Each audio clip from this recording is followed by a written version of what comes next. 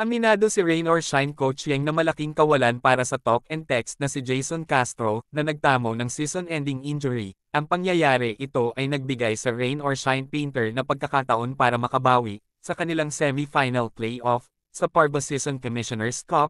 Nakuha ng Ray Lastro Painters ang kanilang unang panalo sa Game 3 semi-final series laban sa Tropang Giga sa score na 103 at 909 matapos magka-injury sa tuhod dahil anan magkapunit ng patellar tendon si Jason Castro. Game 2 na aabot ng 6 hanggang 1 taon na pagpapagaling habang umaasa ang Tropang Giga para sa mabilis na paggaling ni Castro. Sinabi ni Coach Yang na dapat nila sulitin ang pagkakataon ito.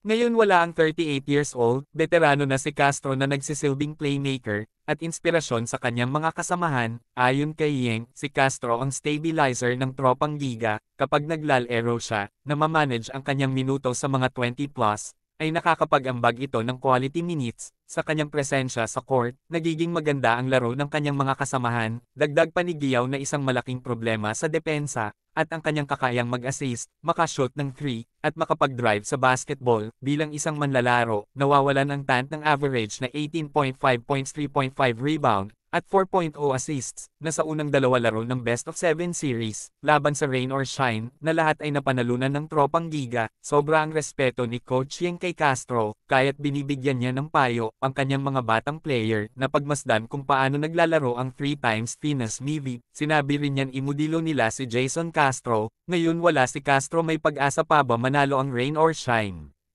O hindi papayag ang talk and text na mangyari yon?